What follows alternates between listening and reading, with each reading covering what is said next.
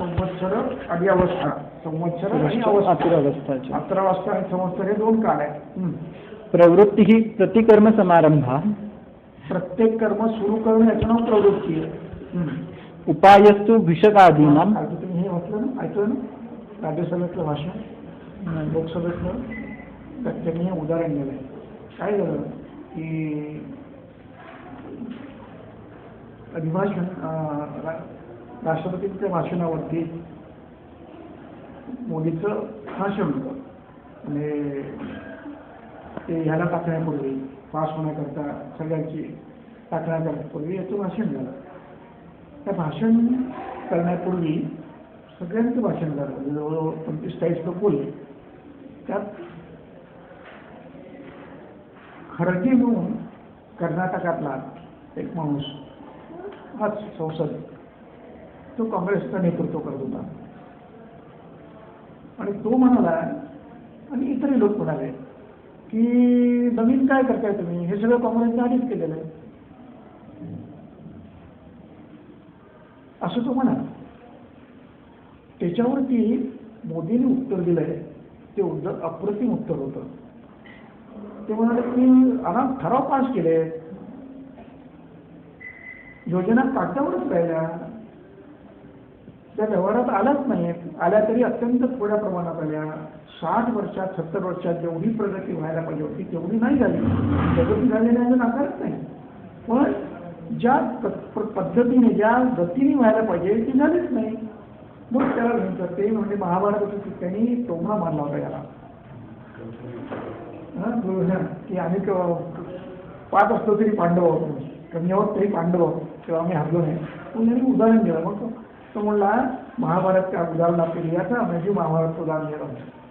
दुर्योधन कहता है अधर्म क्या है मुझे मालूम है, लेकिन मैं निवृत्त नहीं हो सकता उससे, और धर्म क्या है ये मुझे मालूम, लेकिन मैं कर्म कर नहीं सकता हूँ.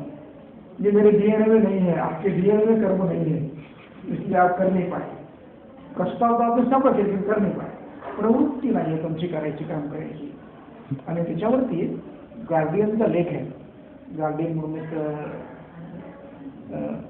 स्टेटमधलं पेपर आहे, तो त्यांनी इतकं छान लिहिलं आहे गार्डियनने. त्यात तो म्हणतो की 2014चं संसद आणि पंतप्रधान ही इंग्रजांच्या वास्तव्यानंतर इंग्रजाळलेल्या लोकांचा शेवटचा वर्ष होतं. इथून खऱ्या अर्थाने भारतीय वर्ष झाला.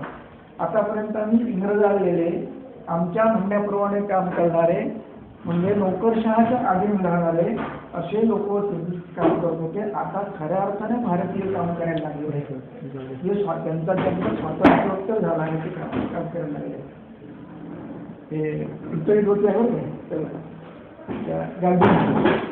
म्हणजे परत कामाची नोकरशहावर अवलंबून होती. आम्ही निर्णय घेऊ, ते नोकरशहा निघलोय असं नाही म्हणलंय. निर्णय आम्ही घेऊन इम्प्लिकेशनही आम्ही करू, याला सोबत घेऊन. आमचं काम झालं, आम्ही ठराव पास केला, आता तुम्ही काम करा. आता खरं काम सुरू झालंय असं गार्डियनची स्टेटमेंट आहे. तशी प्रवृत्ती, कामाची प्रवृत्ती ही अभ्यासाशिवाय करायची नसते. ही प्रवृत्ती, याला प्रवृत्ती म्हणतात. म्हणजे सांगायचा उद्देश असा की चिकित्सक जाऊन घेतो आणि लिहितो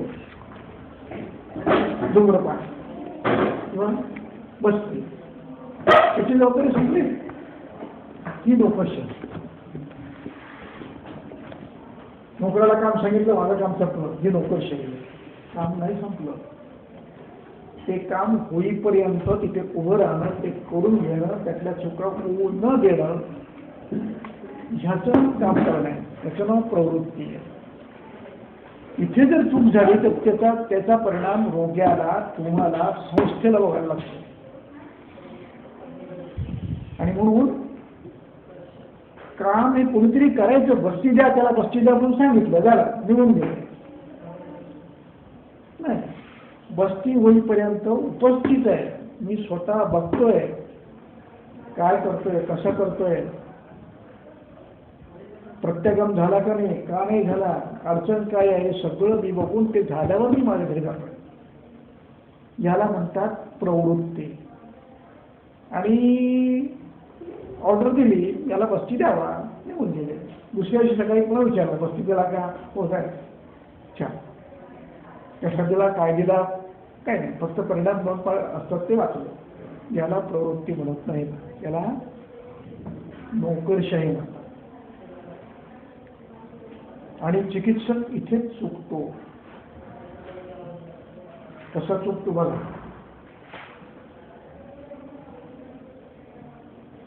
गमती एक ऐश्वर्य खूप. तुम्ही औषध लिहून दिलं, कंपाऊंडरने औषधं दिली आणि पेशंटने घेतली, पेशंटपर्यंत आली. आता पुढे पेशंटने घेतली का नाही घेतली हे कोणी बघायचं?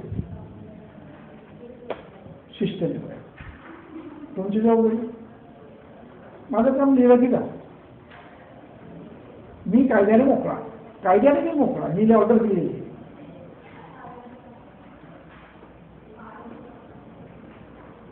याला प्रवृत्ती म्हणत नाही. कार्य पूर्ण होईपर्यंत तुमचं काम तिथे आहे. विभागणी ही मदती करता आहे, जबाबदारी आपलीच आहे. कायद्याने मी जबाबदारीतून सुटत नाही. त्याने काय केलं, सिस्टरचं काम होतं ते बघायचं नाही, जमत. You are the expert and you are responsible for it. काय झालं, मी एका पेशंटला काशीचं भस्म लिहिलं, 250 दिले.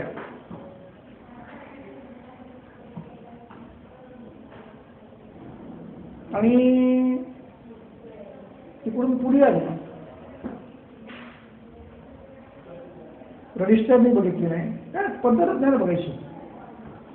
हाऊस पण मी बघितली नाही, काय बघायची, आली लिहिल्याप्रमाणे आली, त्याने घेतली.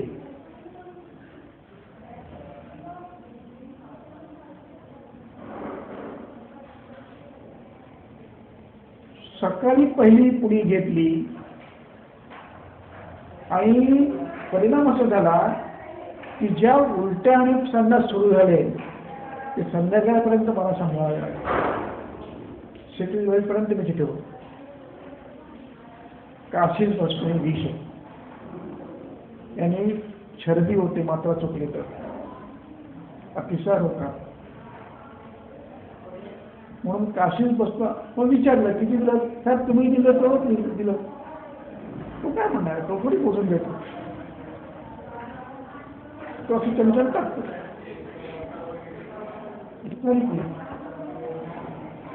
असे चुका होतात. तुम्ही हजर पडले. म्हणजे त्यानंतर मग मी काळाला ठरवला की प्रत्येक पेशंटची अशा औषधांची पुढी स्वतः पाहिल्याशिवाय त्याला घ्यायची द्यायची नाही, कायम. म्हणजे औषध लिहून दिलं, औषध लिहून दिल्यानंतर ते कंपाऊंडरकडे गेलं. कंपाऊंडरने आग ज्या वेळेला तो तिथले औषधं पाठवतो त्यावेळेला त्या सगळ्या पुढ्या स्वतः येऊन पाहणे इतके काम करतो. तिथे गरज आहे, तिथे सगळ्यात काही गरज नाही, ती महत्वाची औषधं आहे, तिथे स्वतः येऊन पाहत होतो. आणि मग त्याला परवानगी. इतके नाही केलं तर चुका होतात आणि त्या चुका तुम्हाला बघायला लागतात. एकदा काय झालं, मी पंचकर्माच्या एका बाईला स्टेप सांगितलं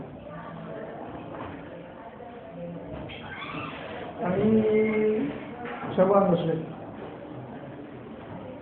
एक केस पेपर घेऊन पंचकर्मात गेला, पेशंट नेऊन टाकला की जबाबदारी संपली. कर्मचारी कसे असतात. आता नेऊन टाकल्यानंतर तिथे काम करणारी बाई जी होती तिनं काय केलं, पेशंटला पेटीत टाकलं आणि चहा प्यायला टकरीवर गेली. चहा आणि तंबाखू. पेशंट पिळून निघाला, इथे कोणी नाही.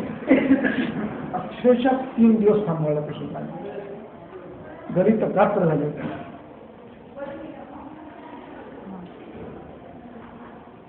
तीन दिवस तिला सलाईन 5% आणि इलेक्ट्रॉन इतक्याने 3 दिवस तिला सांभाळून सुट्टी दिली. याला म्हणतात नोकरशाही.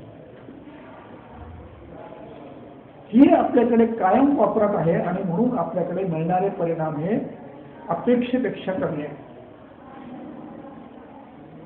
ज्या पद्धतीने परिणाम मिळायला पाहिजे त्या पद्धतीने मिळत नाहीत. कारण बस्ती देताना तेल किती टाकलं, कलकत किती टाकला, हे सगळं चिकित्सकाने बघायचं असतं. शिकवणाऱ्याने प्रत्यक्ष दाखवायचं असतं आणि मग ते काय. आता मी एवढं सगळं बोललो ना, त्याच्या प्रत्यक्षात किती घडतं ते बघा तुम्ही. माझा अनुभव आहे, सगळं असंच घडतं, असंच घडतं. पण मी असं घडू दिलं नाही. माझ्या आयुष्यात मी प्रत्येक गोष्ट माझ्यासमोर केलेली. मी एक वेळ सही नाही केली कॉलेजमध्ये. मी आमचे सर म्हणाले तू सही करीत नाहीस, तुला ॲब्सेंट मार्क कर. म्हटलं काय, मला वेळ मिळाला तर मी सही करणार, तुम्हाला काय करायचं काय या भाषेत बोललो. कारण मला बाकीची कामं महत्वाची आहे. प्रत्येक पेशंटचं प्रत्येक कर्म माझ्यासमोर झालं आणि मग मला जे शिकायला मिळालं त्यातून ना ते एवढे मिळालं नसतं. ही प्रत्येक गोष्ट मला शिकायला मिळाली. कलकत किती टाकायचा, बस्ती नेत्र कसं तपासायचं, त्या चुका काय होतात, प्रत्यागम का होत नाही, त्या सगळ्या गोष्टी मला पाहायला मिळाल्या. आणि म्हणून प्रवृत्ती हा विषय स्वतः कर्म करण्यासाठी. भारताला इंग्रजांच्या अस्तित्वामुळे नोकरशाहीची सवय लागलेली आहे. सगळ्यांना ऑफिसर व्हायचं असं तो. ऑर्डर दिली की जबाबदारी संपली नाही. हे बदलायला हवं. आणि मग मिळणारे परिणाम 50%ही नसतात ते लक्षात घ्या तुम्ही. जे काही तुम्हाला मिळतं ते 50%पेक्षाही कमी असतं. आणि जर प्रवृत्ती उत्तम झाली तर 50 नाही 100% यश मिळतं. 100% मिळतं. हे बदलायला हवं. आपल्या हातात नाही आहे. इंडिव्हिज्युअली बदललं प्रत्येकाने. आपल्याला बदललं तर ते कदाचित बदलेल. आपल्याला स्वतःला बदलायचं प्रत्येकाने. एकदा काय झालं, आमचा नाना नावाचा रजिस्ट्रार होता, सिन्सिअर होता आणि एक हाऊस पण होता कोणतरी, तिचं नाव आठवत नाही. हाऊस पननी आपला 30 ml एरंड तेल अशी पहिल्या दिवशी ऑर्डर दिली आणि तिथून सिटीवर झालं सगळं. 7 दिवस सिटीवर.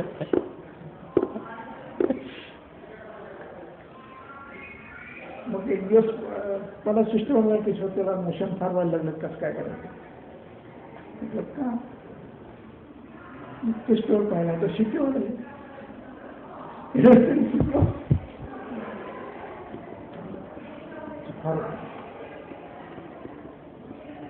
अशा अनेक गोष्टी होतात आणि त्या आपल्यापर्यंत नाही पोचल्या त्यामुळे आनंद असतो. आपण आपल्याकडे पोचले की आपल्याला मग कळतं की काय चुकलं. असे एखादं पुस्तक जर लिहायचं झालं ना तर लिहिता की एवढं माझ्याकडे कथा आहे. एक पुस्तक लिहिलं बारीक बारीक बारीक बारीक बारीक गोष्टी. एका पेशंटने काय केलं, मारवाडी पेशंट, पुढे घरी घेऊन जायची. पेशंट फरक होत नाही महिना झाला ते, एवढंही फरक नाही. मग त्याच्यावर जी भाभी होती तर भाभीला विचारलं दवाई रहती थी कि बराबर. तो सर बाहर जाके बोलेंगे, बाहर जाके बोलेंगे. बोले आपने अब तक जितनी दवाइयाँ दी उसमें से एक भी पूरी नहीं ली बोले उसको. और के नीचे रख देती हैं और उसको उठ के बाहर फेंक देती हैं. ये मैंने इकट्ठे करके लाई बोले सब ठीक.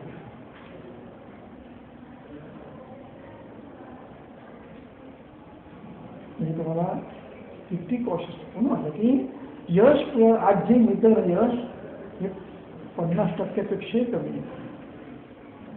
चुकतं मात्रेपासून चुकतं, देण्यापासून चुकतं, आहारात चुकतात, सगळ्या गोष्टीत चुका होत असतात.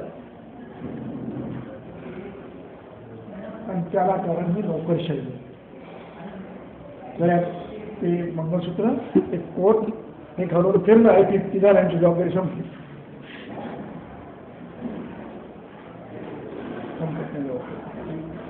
मी सत्य सांगतो, अनुभवातून सांगतो. इतकं शिकायला मिळतं प्रत्यक्ष काय केलं. मला एक किस्सा सांगतो आणि थांबवतो. आमचे एक शल्यातले प्रोफेसर आहेत. त्यांना एक दिवस मी रात्री साधारण 1-1:30 वाजता कॉल केला. एका पेडियाट्रिक पेशंटला जनसेक्शन करायचं. त्यावेळेला मी बालरोग तज्ञ होतो.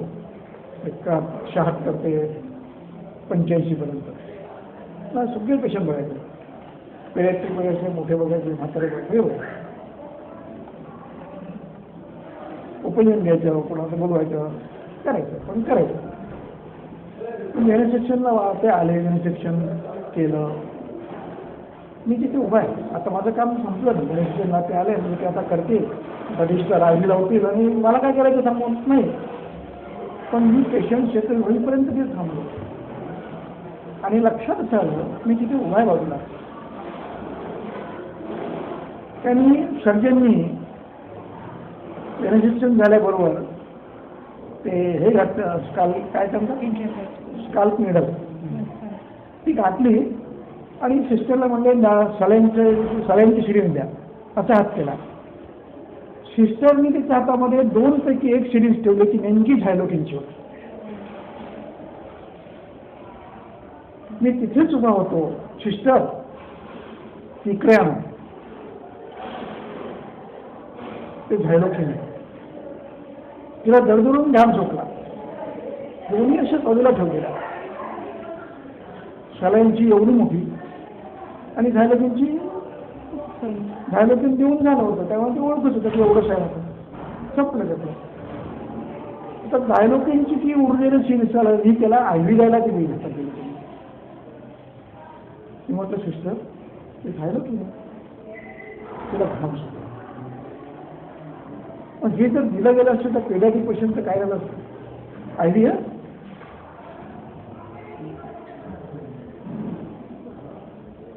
मग सिस्टरवर केस झाली असती वगैरे गोष्टी. पण नाही, बदनामी कोणी झाली असती? संस्थेची झाली असती. त्यामुळे तुम्हाला कोणावरही अवलंबून राहायचं नाही, लक्षात घ्या. कितीही एक्सपर्ट असेल अवलंबून राहायचं नाही. हरकत नाही राहायला. मी हजर आहे, तुम्ही करा, मी हजर आहे. आणि मी डोळ्यात तेल घालून हजर आहे, तुम्ही काय करता ते बघा. या पद्धतीने काम करायला व ऑर्डर दिली, ऑर्डरवर जाऊन झोपलं असं चालत नाही. ऑर्डर परिपूर्ण होईपर्यंत लक्ष आपण द्यायला पाहिजे. हा फरक आता प्रयत्न केला की झाला नाही. पण इंडिव्हिज्युअल बदल केला, तुम्ही स्वतःला बदललात तर तुम्ही तेवढं करू शकता. कदाचित हातागायचे लोक नाही बदलणार, ठीक आहे ना, का बदलू, पण तुम्ही मात्र ते करू शकता. म्हणजे चुका होणार नाही. चल, प्रवृत्ती. प्रवृत्ति प्रतिकर्म समारंभ उपायस्तु विषकादीनां सौष्ठवम अभिविधानम च सम्यक्. आता उपाय म्हणजे तुम्ही जे काही करणार आहात त्याचं अभिधान आणि कसं सौष्ठव. सौष्ठव म्हणजे अत्यंत व्यवस्थित सगळ्या बाबतीत उपाय असतो. पुढं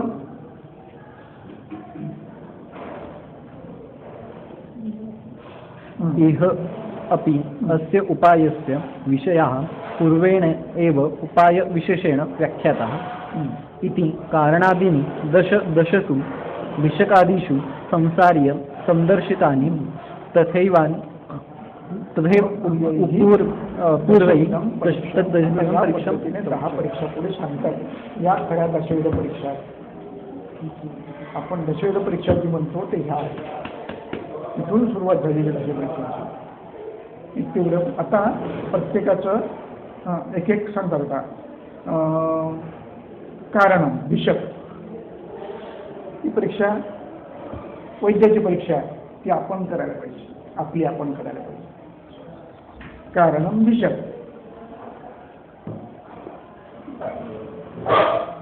वाचून घ्यायचं. म्हणजे आपल्याला कळेल आपण कसं पाहिजे. कारणं विशक् इति उक्तम्